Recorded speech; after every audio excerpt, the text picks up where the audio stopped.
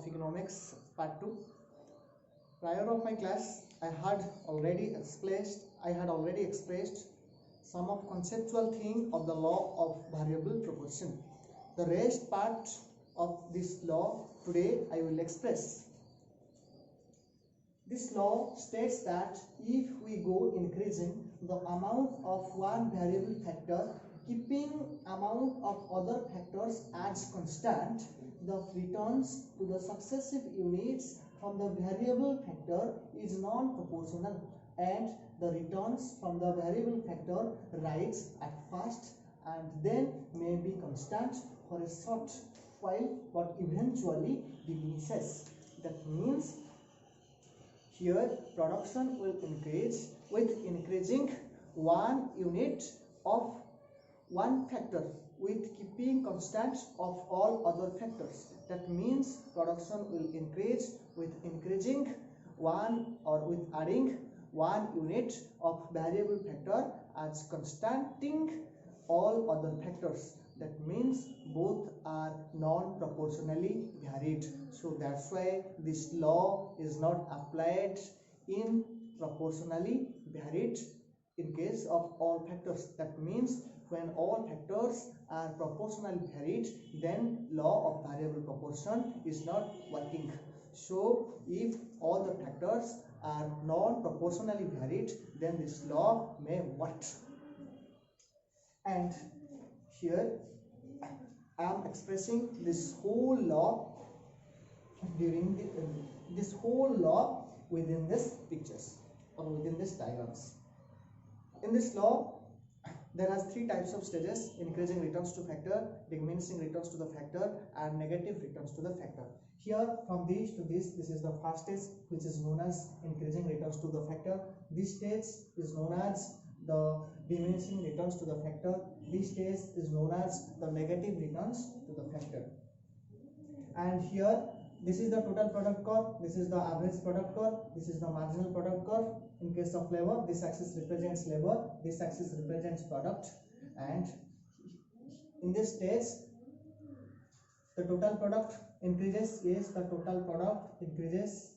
Yes, the total product increases from the origin, and in this stage total product also increases. Yes, increases, but at a decreasing rate.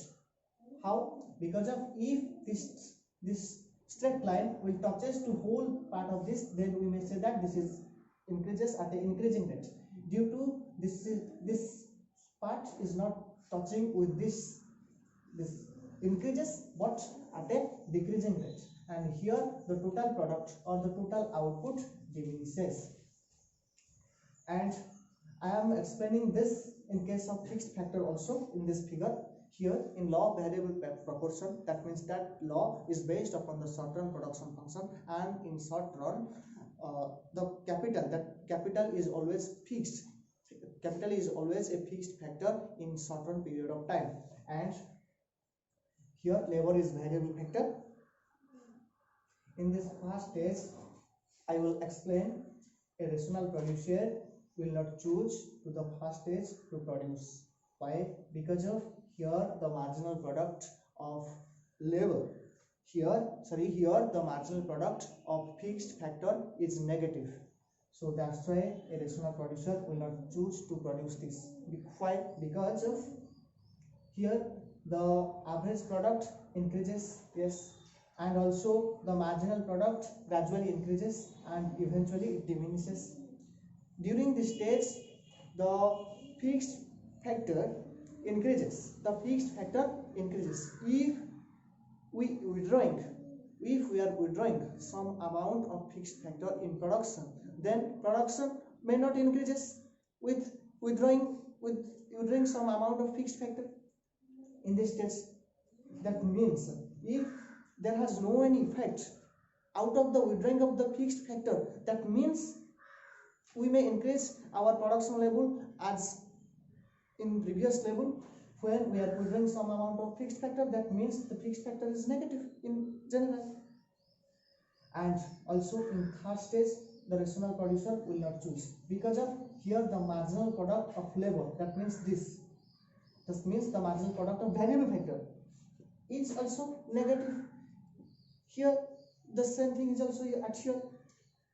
Here the margin, here the rational producer will not choose to produce in the third stage, because of in this stage a rational producer will never choose to increase its production level or to produce at this third stage with only gradually increasing the level of the variable factors with constantly the fixed factor. And rational producer never choose to gradually only production takes place with various increase of the variable factor, with various increase of the various factor, various amount of variable factors. If a rational producer will choose that, then it has a limit, and out up to that extent, up to what extent a rational producer will produce, there has a limit. If for getting the maximum level of production, if a rational producer will always choose only to increasing the variable factor for increasing the level production, the increasing his level of production, it should be continued up to what extent. After that he will drop out, from his business. So that's why here the marginal product of variable factor is negative. Here this is negative. That's why rational producer will not choose, because of marginal product of variable factor here is negative and here is fixed factor is negative. That's why a rational producer will not choose. What does it mean? That means here in first stage a rational producer will not increase its production level with only huge amount of use of fixed factor, as remaining the same of the variable factor. In case of this also, a rational producer will not choose to increase his production level with increasing only the variable factors. That means with increasing a huge amount of variable factors, as all other factors remaining the same. If he use it further and further, it should be continued up to a extent.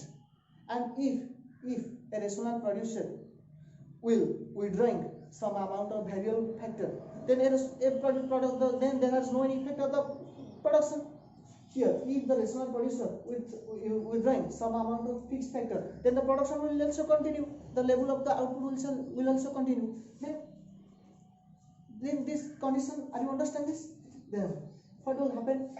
If from here the some amount of fixed factor will withdrawing, then a rational producer will never will never know the proper utilization of the fixed factor.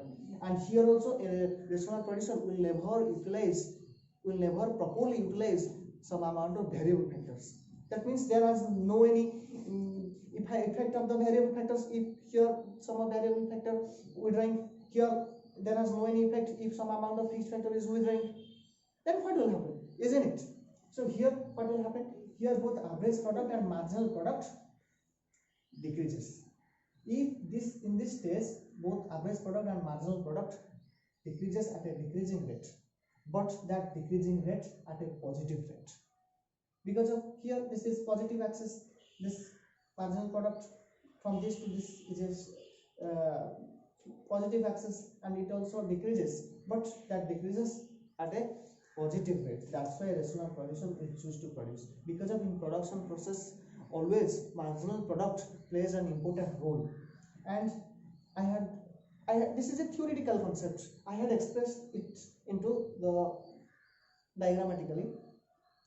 Here a rational producer will not choose because of due to the marginal product of fixed factor is negative. Yes, in this first stage, that means from this to this, this to this, this to this. Capital is the fixed factor in law of variable proportion and also in short-run production function. Then understand this. This is negative axis, isn't it? -1, -2, -3.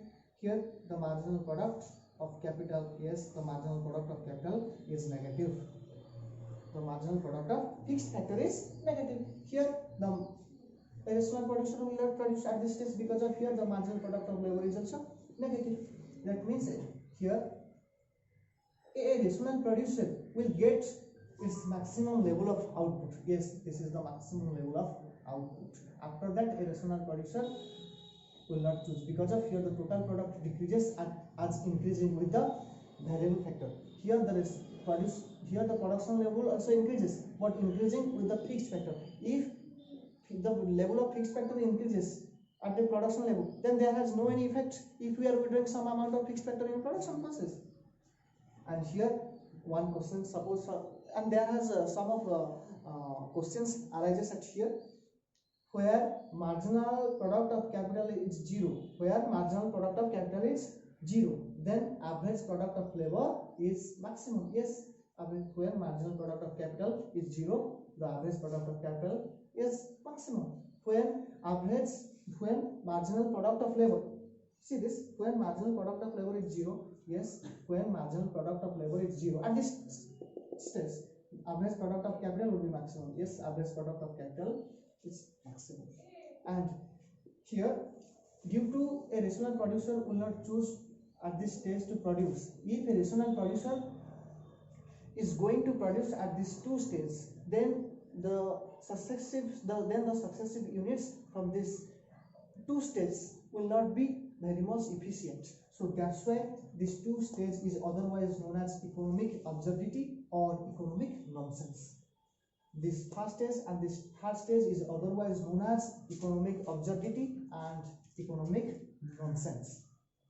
So these are the all conceptual thing of the law of variable proportion, and I did express it into the clear picture of this diagram.